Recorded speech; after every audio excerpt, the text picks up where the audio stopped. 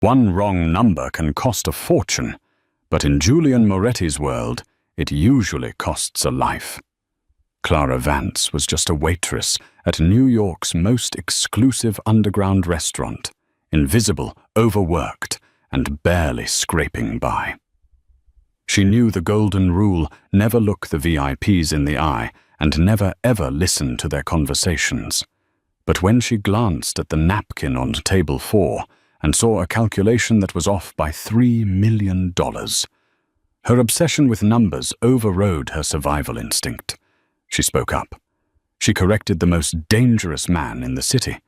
And that single sentence didn't just change the equation. It turned her from a nobody into the only witness to a betrayal.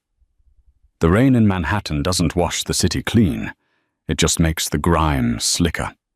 Inside the Gilded Lily, however, the weather was irrelevant. The restaurant, tucked away behind an unmarked steel door in Tribeca, smelled of aged mahogany truffle oil and fear.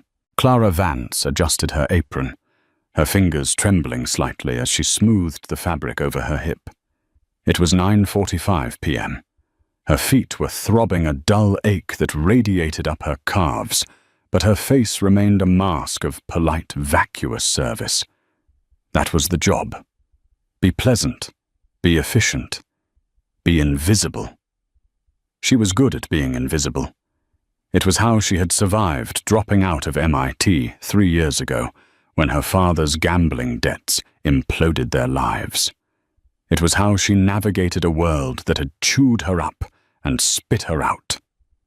Now, instead of analyzing algorithmic trends for hedge funds, she was pouring a distinct vintage of Barolo for men who likely killed people for a living. Table 4 needs a refill. The floor manager. A nervous man named Arthur hissed in her ear. Don't hover. Just pour and go. It's him. Clara didn't need to ask who him was. The atmosphere in the room had shifted the moment the man walked in 20 minutes ago. The ambient chatter of the other diners, judges, politicians, and high-end escorts, had dropped to a hushed murmur. Julian, the architect, Moretti. He was younger than the rumors suggested, perhaps in his early 30s, with hair the color of midnight and eyes that looked like shattered ice. He wore a charcoal 3-piece suit that cost more than Clara would make in 5 years. He didn't look like a thug.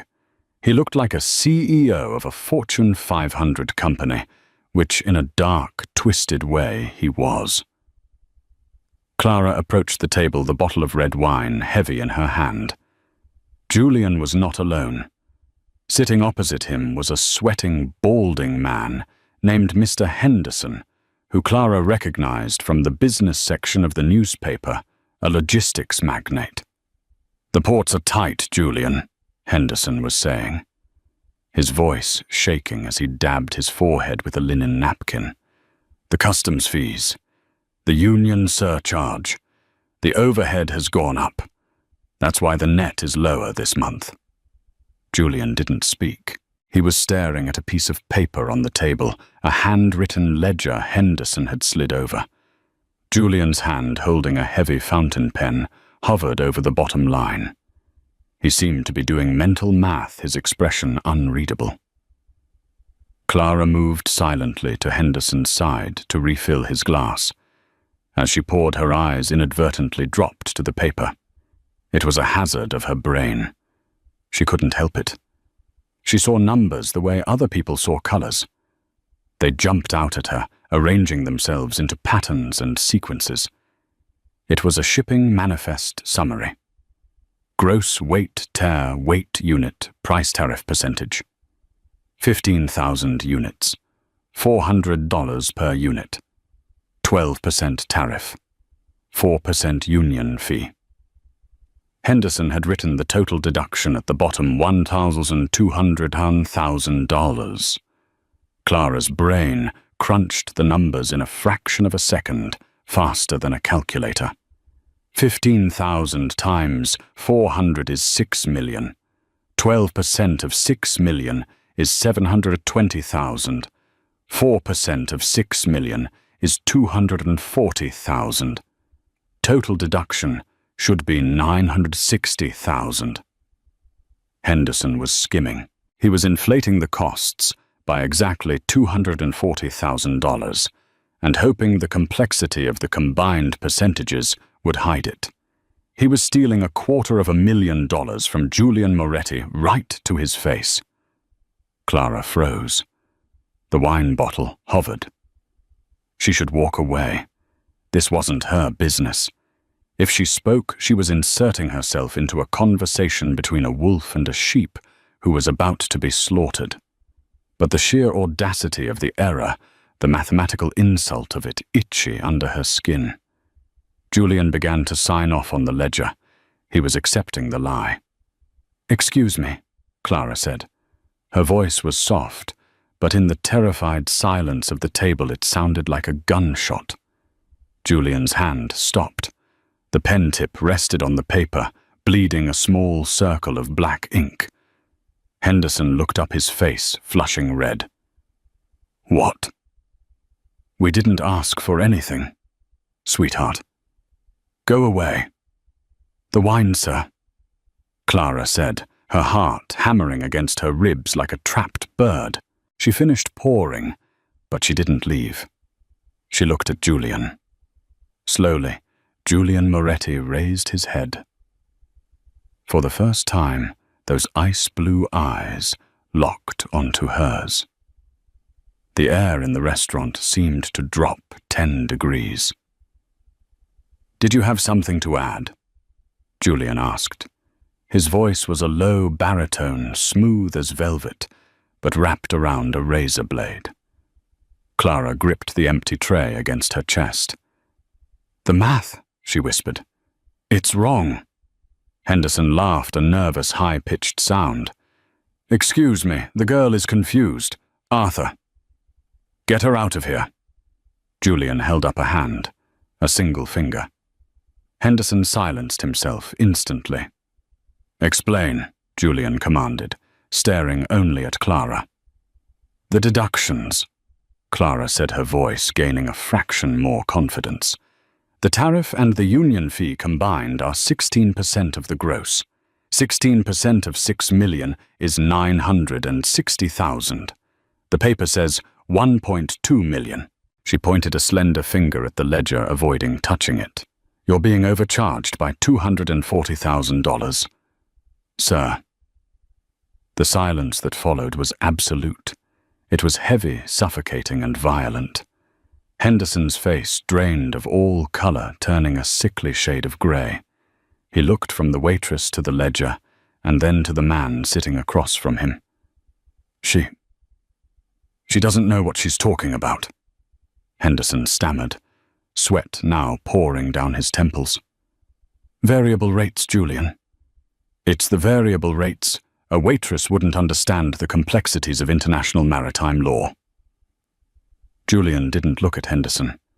He didn't look at the guards standing in the shadows, whose hands had already moved inside their jackets, reaching for holstered weapons. He kept his eyes on Clara. He was studying her, dissecting her the way a scientist studies a new volatile element. 16%, Julian repeated quietly. He picked up the ledger. He didn't use a calculator. He stared at the rows of numbers for 5 long seconds. Then a small, dark smile touched the corner of his mouth. It wasn't a happy smile. It was the smile of a predator, realizing the trap had been sprung.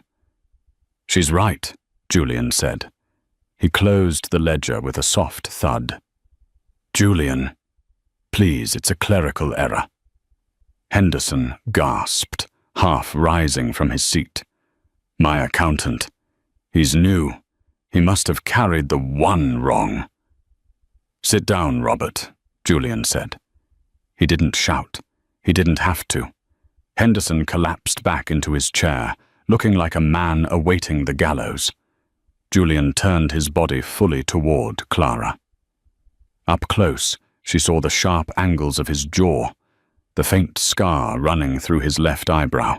He was terrifyingly handsome, but the danger radiating off him was palpable. "What is your name?" he asked. "Clara," she managed to say. "Clara Vance." Clara Vance. He tested the name on his tongue. "You calculated 16% of 6 million in your head in the time it took you to pour a glass of Cabernet." I'm good with numbers, sir." "Evidently." Julian reached into his jacket pocket. For a terrifying second, Clara thought he was pulling a gun. Instead, he pulled out a silver money clip. He peeled off a crisp $100 bill and placed it on the table. "For the tip," he said. "Thank you, sir." Clara took a step back, her legs feeling like jelly. She just wanted to get to the kitchen clock out and run until she reached the Bronx. "However," Julian continued, stopping her in her tracks, "you have created a problem for me, Clara. I didn't mean to. You have exposed a liability." Julian gestured vaguely at Henderson, who was now weeping silently. "And you have seen confidential business figures." Julian snapped his fingers. 2 men in dark suits materialized from the shadows behind Clara. One was massive with a neck as thick as a tree trunk. "Escort Mr. Henderson to the car," Julian said to the massive guard. "We'll discuss his arithmetic errors at the warehouse." Henderson began to sob openly as the guard hoisted him up by the armpit and dragged him toward the back exit. The diners pretended not to see. This was the Gilded Lily. You paid for the food, and you paid for the privilege of ignoring what happened at the other tables. "And her?" the second guard asked, nodding at Clara. Julian stood up. He buttoned his suit jacket. He towered over her, 6'3" of dominance and power. "Bring her to my office," Julian said. Clara's blood ran cold. "Sir, I really have to get back to work." "My manager, your shift is over." Julian said, his tone final. "You just saved me $250,000. I think I can afford to buy out your contract for the night." He walked past her, smelling of expensive cologne and gun oil. He stopped and looked back over his shoulder. "Don't make me wait, Clara. I hate waiting almost as much as I hate bad math." Clara looked at the floor manager, Arthur. Arthur was cowering by the kitchen door, shaking his head, frantically mouthing, "Just go." He wasn't going to help her. No one was going to help her. The guard, a younger man, with a scar on his cheek, gestured toward the velvet-roped staircase that led to the private second floor. "After you, miss." Clara swallowed the lump in her throat. Her heart was pounding a frantic rhythm against her ribs. 120 beats per minute. 130. She had corrected the math. She had been right. And now she was going to pay the price. She turned and began the long walk up the stairs. The guard's footsteps heavy behind her, leading her straight into the lion's den. The office on the second floor of the Gilded Lily was soundproof.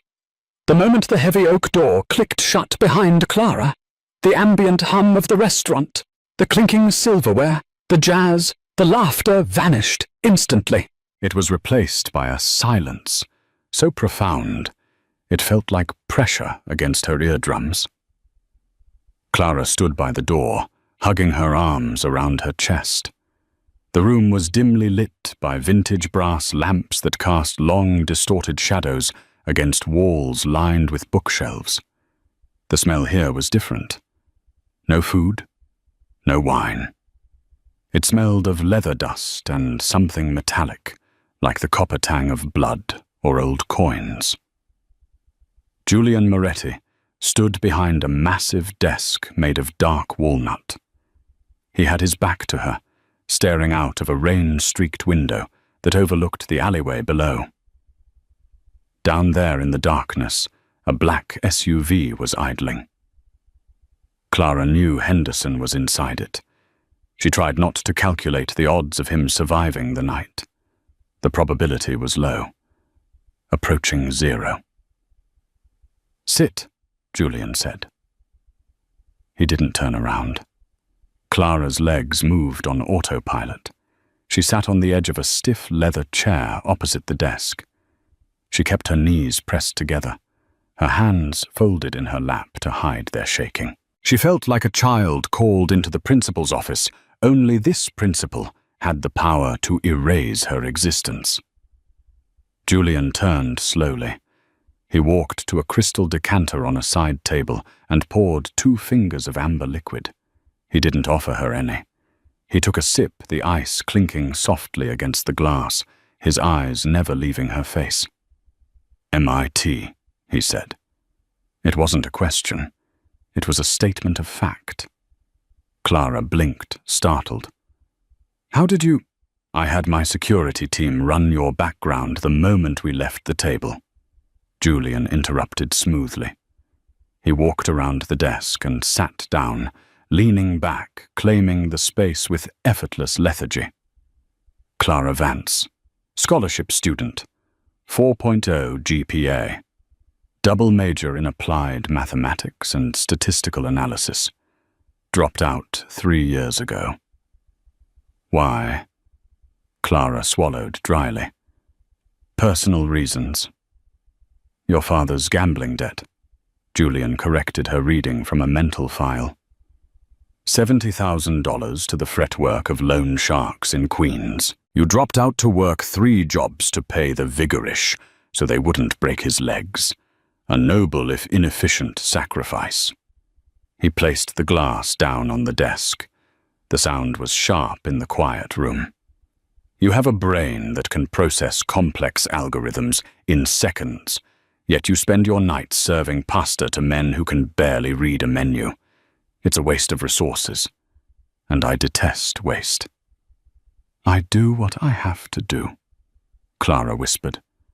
A flash of defiance sparked in her chest, overriding the fear for a fleeting second. "And I paid that debt off. Every cent." "I know," Julian said.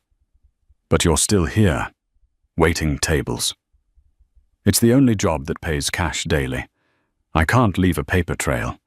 If I open a bank account, the IRS will garnish it for my student loans." Julian studied her for a long moment. The silence stretched again, thick and heavy. He wasn't looking at her body, though she was undeniably beautiful in a fragile, haunted way. He was looking at her eyes, watching the way they darted around the room, counting, assessing. "What are you counting right now?" he asked softly. Clara froze. Nothing." "Don't lie to me, Clara. You looked at the bookshelf, then the floor tiles, then the window panes. You're counting." She let out a shaky breath. "The books are arranged by height, not author. It creates an asymmetry of 3 inches on the left side. The floor is herringbone, but the pattern breaks near the wall, suggesting a renovation in the last 10 years, where the dimensions were miscalculated by 2 centimeters. And you blink every 4.5 seconds, which is slower than average, meaning you are extremely calm. Or a sociopath." The words tumbled out before she could stop them. She clamped her mouth shut, her eyes widening in horror. She had just called a mafia boss a sociopath. For a second, Julian's face was stone. Then a slow, genuine amusement transformed his features. It didn't make him look safe. A tiger is still a tiger when it purrs, but it made him breathtakingly magnetic. "Observant," he murmured, "and dangerous." He opened a drawer in his desk and pulled out a thick leather-bound binder. It was old, the corners frayed. He dropped it onto the desk. It landed with a heavy thump that sent dust motes dancing in the lamplight. "Henderson was a small fish," Julian said, his voice dropping to a lower, more serious register. "He was skimming off the top. Sloppy. Easy to catch, but I have a bigger problem, Clara. A much more complex problem." He slid the binder across the mahogany surface toward her. This is the master ledger for my construction holdings in New Jersey. For 6 months, the accounts have balanced perfectly, to the cent. My accountants tell me it is flawless. My auditors tell me it is clean. Julian leaned forward, his elbows on the desk, his eyes locking onto hers with intensity.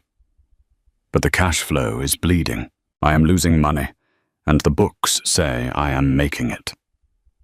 Somewhere in these pages, there is a ghost, a formula, a trick that my people are too stupid or too involved to see. Clara looked at the binder. It was thick, containing hundreds of pages of spreadsheets. You want me to find it? I want to see if you are as good as you think you are, Julian said. You have 1 hour.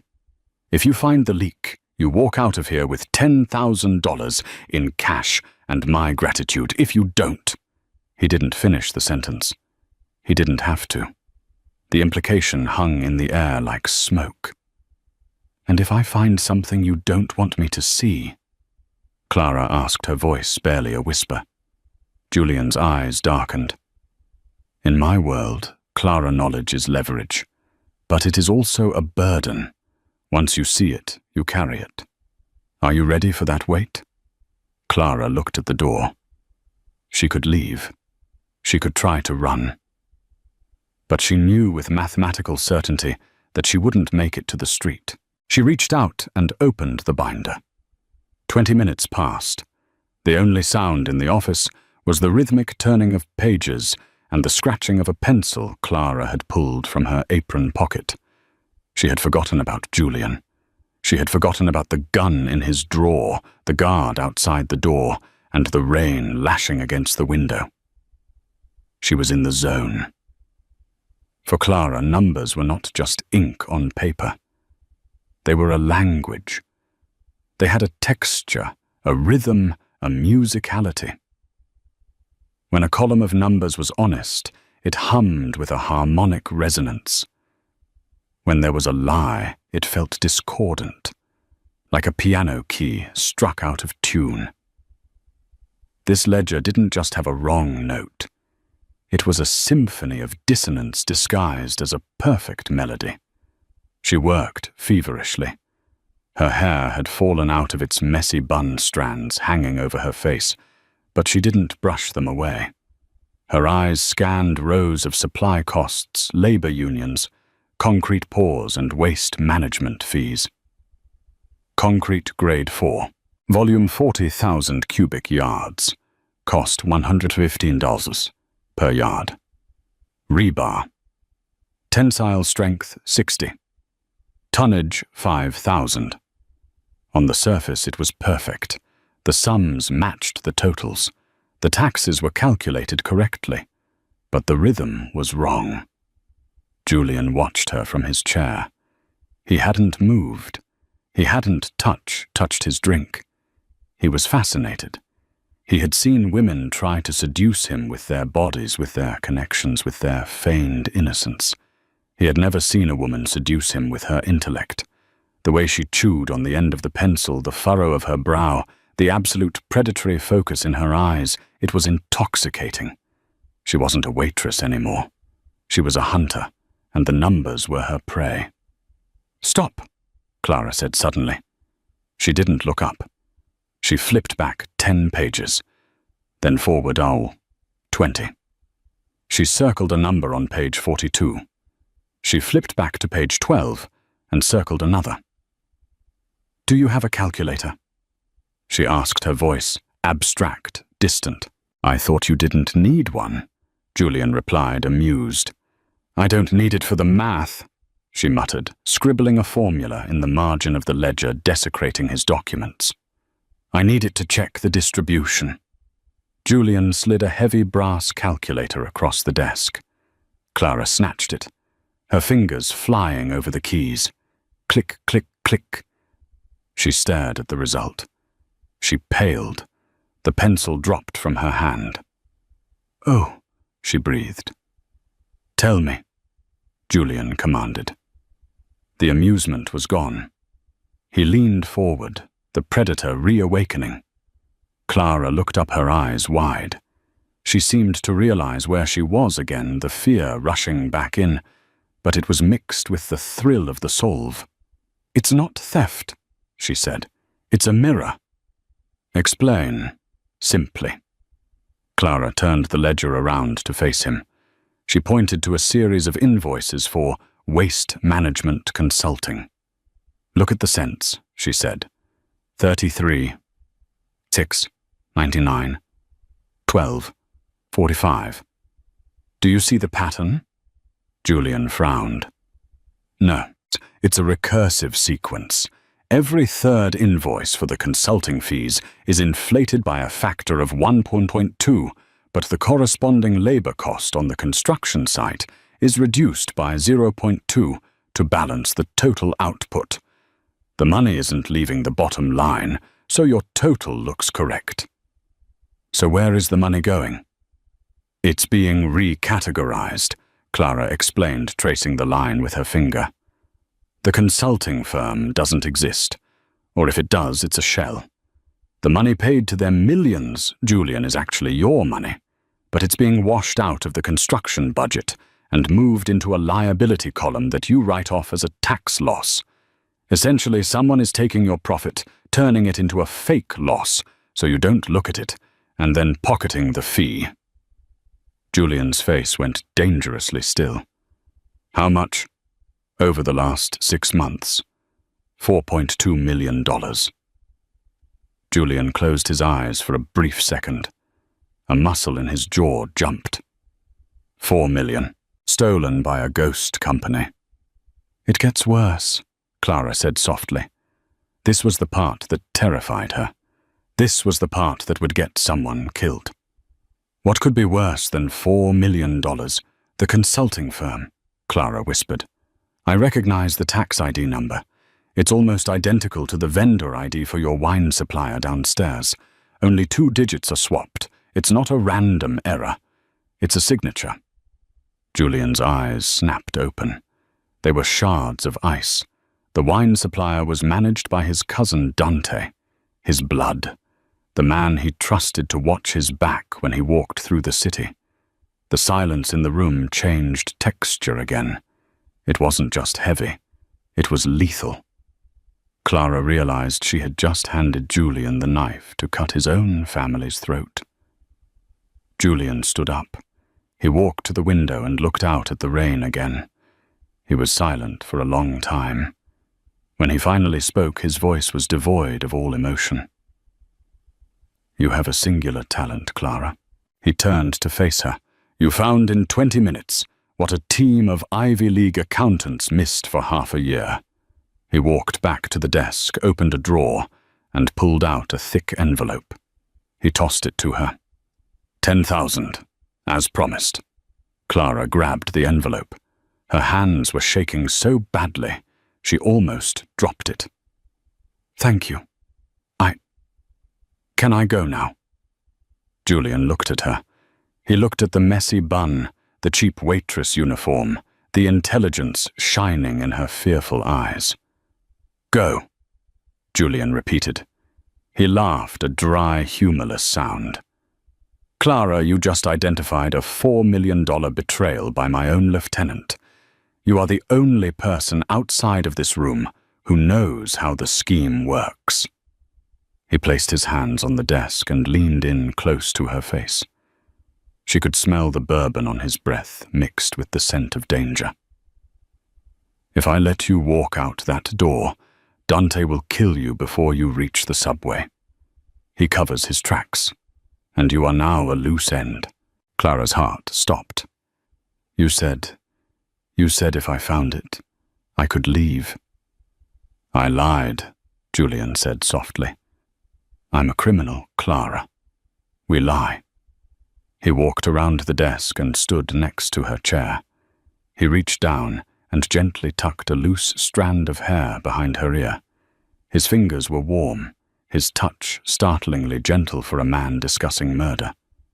"You can't go back to waiting tables. You can't go back to your apartment in Queens. You are in the game now." "I don't want to be in the game," she whispered, tears stinging her eyes. "No one does." Julian replied. "But you're too valuable to die, and you're too dangerous to be let loose." He extended his hand to her. "Stand up, Clara. You're promoted." "Promoted to what?" she asked, her voice trembling. "My personal auditor," Julian said, his eyes locking onto hers with a possessive intensity. "And until this war is over, my prisoner." Clara stood up. The movement was mechanical, devoid of the grace she usually possessed. Her legs felt like they were made of lead, and the floor beneath her seemed to tilt. "My coat," she murmured, looking toward the door. "My purse, they're in the staff locker room." "Leave them," Julian said. His voice was no longer the velvet purr of a seducer. It was the crisp, efficient tone of a general commanding a retreat. "Everything in that locker implies you are Clara the waitress. That person no longer exists. I will replace everything." He walked to the wall and pressed a hidden panel. The bookshelf swung open silently, revealing a narrow, dim service elevator. It was a classic escape route, something out of a movie, but the cold draft of air that hit Clara's face was very real. It smelled of wet concrete and exhaust fumes. "After you," Julian gestured. Clara stepped into the small metal box. Julian followed, and the bookshelf clicked shut, sealing them in. The space was intimate, too small for two people who were practically strangers, yet inextricably bound by a $4 million secret. As the elevator descended with a low hum, Clara pressed her back against the metal wall, putting as much distance between herself and the Mafia Boss as possible. She closed her eyes and tried to force her brain to work. Panic was just a chemical reaction, cortisol and adrenaline. It was a variable she had to account for.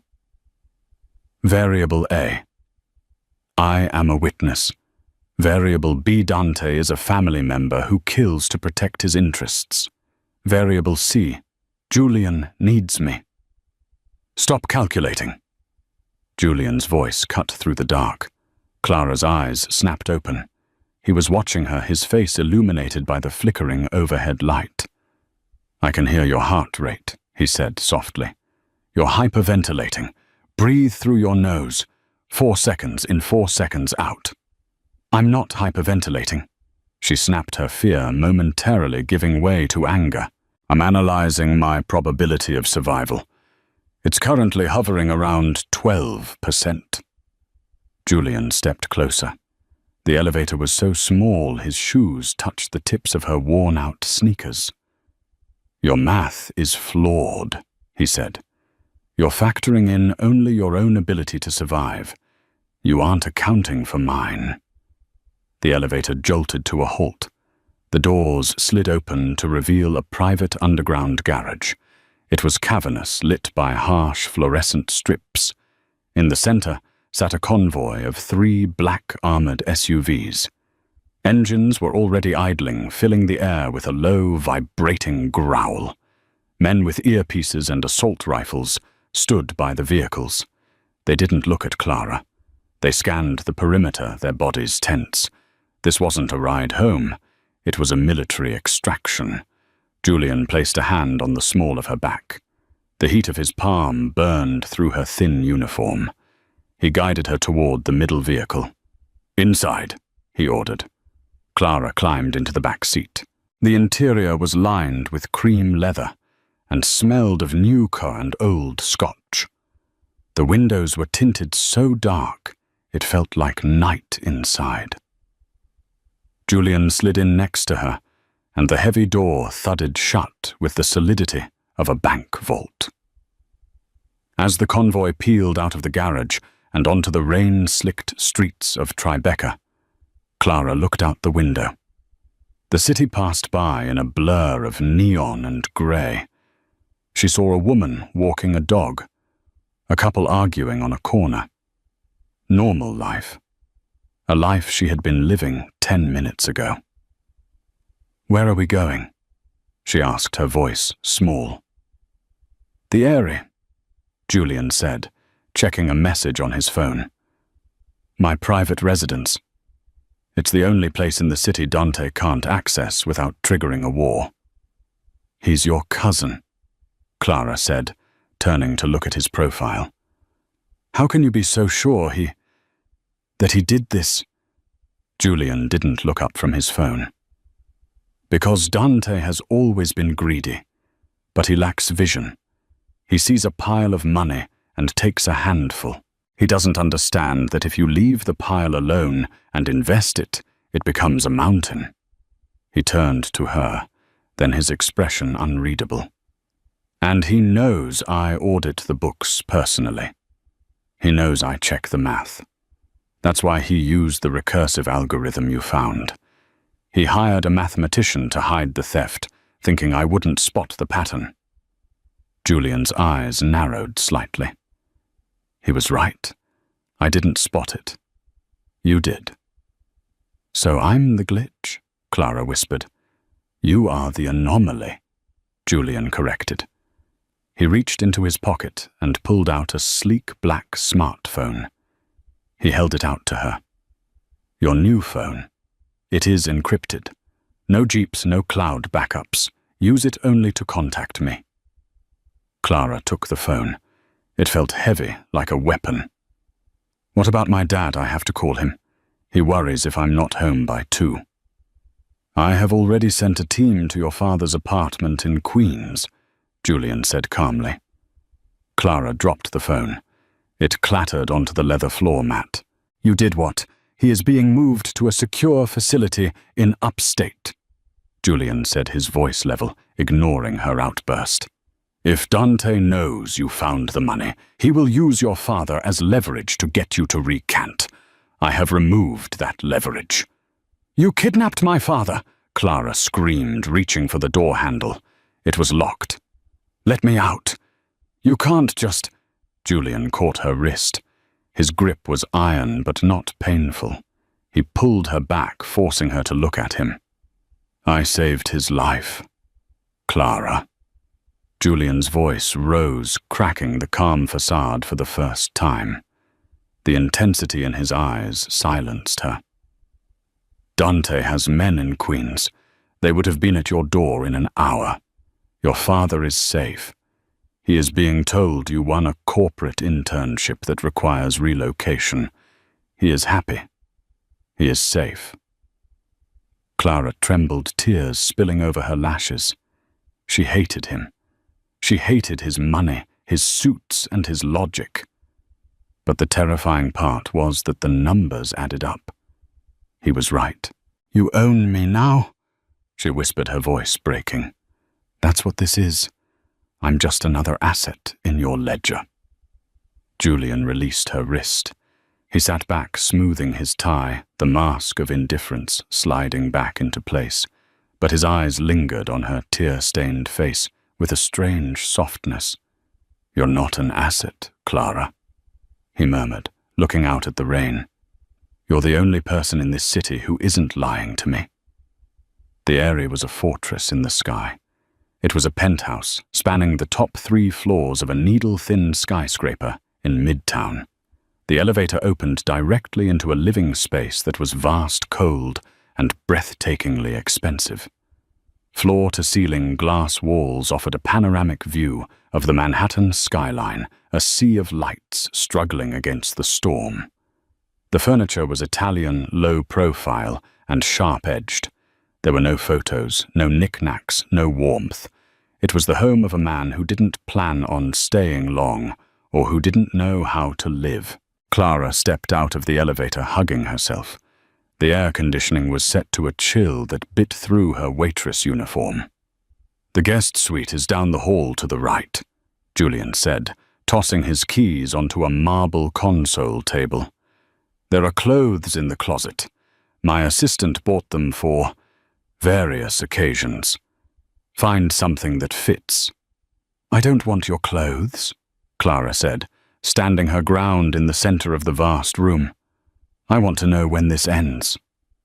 Julian walked over to a wet bar and poured himself a glass of water. He looked tired. The harsh lighting of the penthouse revealed the exhaustion etched around his eyes, the toll of carrying an empire that was rotting from the inside. "It ends when the audit is complete," Julian said. "That binder was just one project. I have 40 shell companies, 3 offshore trusts, and a logistics network that spans 5 continents. If Dante compromised the construction ledger, he has likely compromised others." He took a sip of water, watching her over the rim of the glass. "You are going to check them all?" Clara stared at him. "That could take months."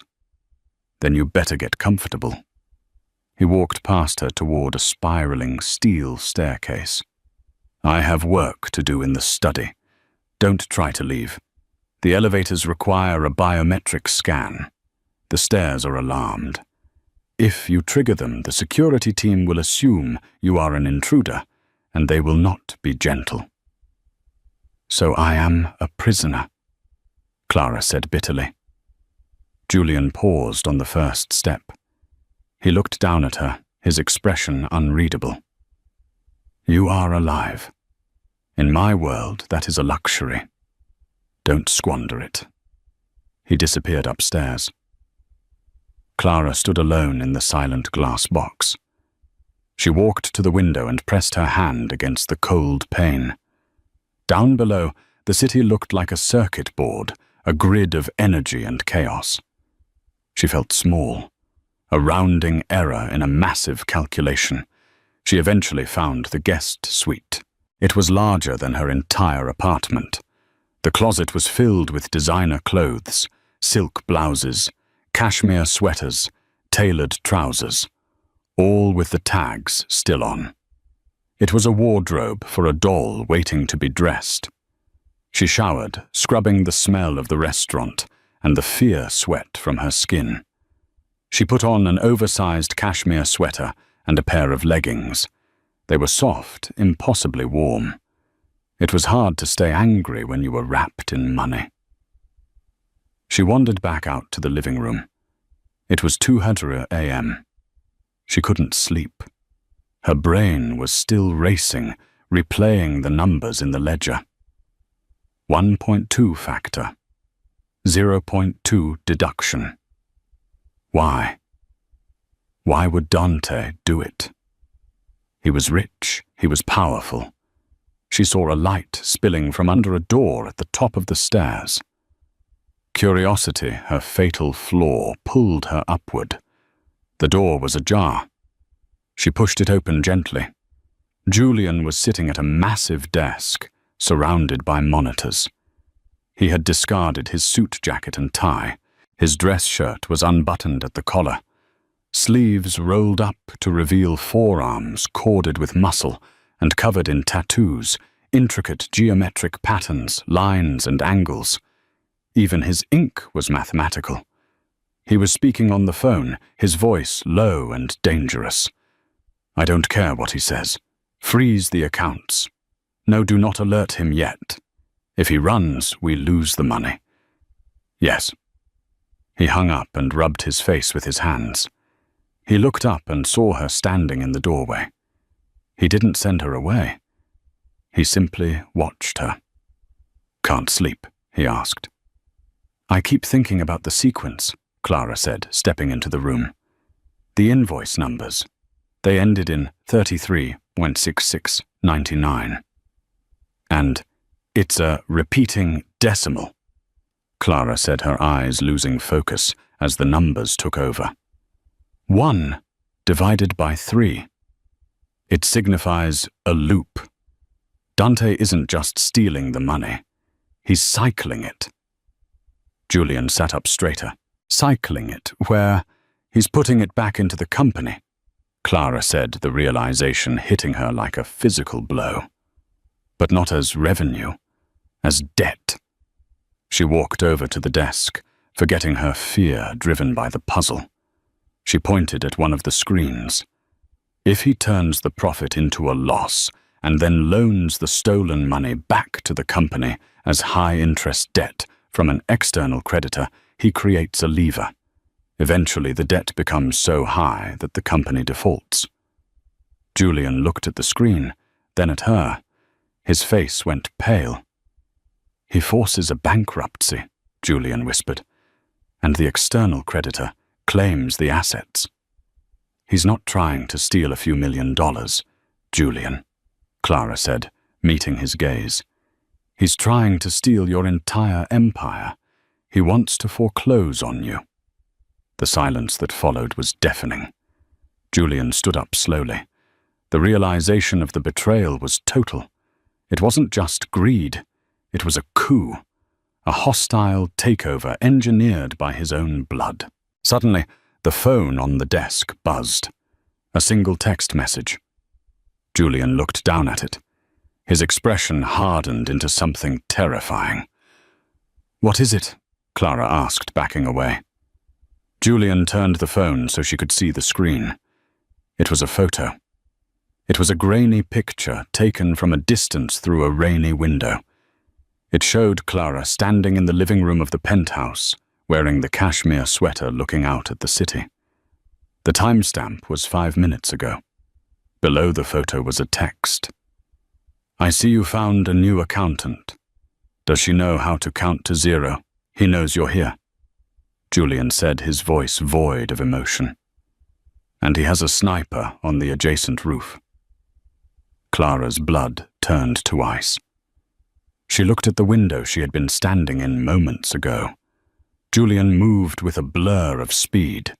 He grabbed her arm and yanked her down to the floor, dragging her behind the heavy oak desk, just as the glass of the balcony door shattered with a deafening crack. A bullet embedded itself in the wall, exactly where her head had been. "Stay down," Julian snarled, reaching under the desk and pulling out a handgun. He looked at her, his eyes blazing with a mix of fury and adrenaline. "The audit is paused, Clara. Now we survive." The bullet had decimated a patch of plaster inches from the mahogany floor, sending a cloud of white dust into the air. The smell was chalky and dry, mixing with the metallic tang of fear. Clara lay flat on her stomach, her cheek pressed against the cold hardwood. Beside her, Julian Moretti was a coiled spring. He had the handgun, a matte black Sig Sauer gripped in both hands, his breathing controlled rhythmic, almost meditative. "He's on the north tower," Julian whispered, his voice vibrating through the floorboards. "8th floor. The angle is steep. He has a thermal scope. He can see our heat signatures through the desk." "He's not trying to kill us," Clara whispered back, her mind racing faster than her heart. "Not yet." Julian glanced at her, his eyebrow raised in the semi-darkness. "He just put a .338 Lapua Magnum round through my wall, Clara. That feels like an attempt." "No." Clara insisted, her eyes squeezing shut as she visualized the trajectory. The angle was too high.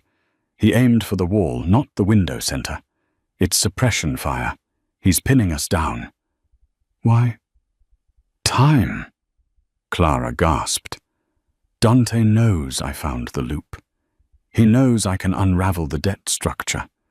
He needs 10 minutes to liquidate the accounts and move the capital offshore before we lock him out. The sniper is the distraction to keep us away from the computer." Julian cursed softly in Italian. He looked at the bank of monitors on the desk above them. They were glowing, taunting them. The keyboard was only 3 feet away, but in the line of fire, 3 feet was a death sentence. "Can you stop the transfer?" Julian asked. "If I can get to the terminal," Clara said. "I can invert the recursive function. Instead of cycling the money into the shell company, I can force a divide by 0 error in the routing number. The banking algorithm will panic and freeze the assets for a manual audit. It will lock Dante out completely." Julian checked the magazine of his weapon. 3 feet, 3 seconds. "I need 30 seconds to type the code," Clara said. "I'll buy you 60. Julian didn't hesitate. He grabbed a heavy bronze paperweight from under the desk and hurled it toward the broken balcony door. At the exact same moment, he rolled out from the left side of the desk, firing 3 rapid shots toward the distant rooftop. Crack, crack, crack. The sniper returned fire instantly. A bullet shattered a vase near Julian's head, sending shards of crystal flying. But the distraction worked. Clara scrambled out from the right side of the desk. She didn't stand up. She reached up blindly, her fingers scrabbling for the keyboard, and dragged it down to the floor. She pulled the wireless mouse down with it. "Type!" Julian roared, firing another round to keep the sniper's head down. Clara sat cross-legged on the floor, the keyboard in her lap, using the desk as a shield. She stared up at the monitors. She couldn't see the bottom of the screen from this angle, only the top half. It was enough. She saw the progress bar, transfer initiated, 85% complete. Her fingers flew across the keys. She wasn't trembling anymore. This was her world. Bullets were variables she couldn't control, but code obeyed her. Command override. Target shell corp alpha. Parameter input equals input. "Come on," she hissed. 90% complete. The sniper fired again. The bullet punched through the monitor directly above her head. Sparks showered down into her hair. She didn't flinch. She barely blinked. "Clara!" Julian shouted, reloading. "Almost there. 95% complete." She hit the final sequence. "Enter." On the screen, the progress bar froze. It turned red. A message flashed, large and jagged. "Critical error. Segmentation fault. Assets frozen, pending federal review." The transfer stopped. The money, Julian's empire, was stuck in digital limbo, inaccessible to Dante, inaccessible to anyone. "It's done!" Clara screamed. "I froze it." "He has nothing." Suddenly the gunfire stopped. The silence that rushed back into the room was heavier than the noise. The wind whistled mournfully through the shattered glass. Julian stayed in a crouch for a long moment, listening. Then his phone rang. He didn't answer it. He stood up slowly, keeping away from the window, and walked over to Clara. He reached down and pulled her up from the floor. He checked her for injuries, his hands running over her arms, his eyes scanning her face. "You're bleeding," he said softly. Clara touched her cheek. A small shard of glass had nicked her. "I didn't notice." The phone rang again. Julian picked it up. He put it on speaker. "It's over, Dante," Julian said into the receiver. "You froze the accounts." Dante's voice came through tinny and strained. He sounded breathless, like he was running. "You froze everything. Do you know what you've done? The feds will see the flagged transaction. They'll seize it all." "Better the government than you," Julian said coldly. "Besides, my new auditor tells me that with the right paperwork, we can unfreeze it in a week. But you won't have a week." "Julian, listen, we can—" "The sniper has stopped firing." Julian interrupted. "Do you know why?" "Julian. Because my team just breached the roof of the North Tower, and now they are coming for you." Julian hung up. He tossed the phone onto the couch. He looked at Clara. She was standing amidst the wreckage of his life, the broken glass, the bullet holes, the ruined electronics. She looked exhausted, her expensive sweater covered in drywall dust, her hair wild. She had never looked more beautiful to him. "You calculated the risk," Julian said, stepping closer. "You stayed in the line of fire to save money that isn't yours." "I wasn't saving the money," Clara said, her voice steady. "I was balancing the equation.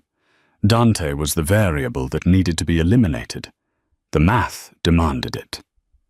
Julian reached out and cupped her face in his hands. His thumbs brushed away the dust on her cheekbones. The adrenaline was fading, replaced by a deep, simmering heat.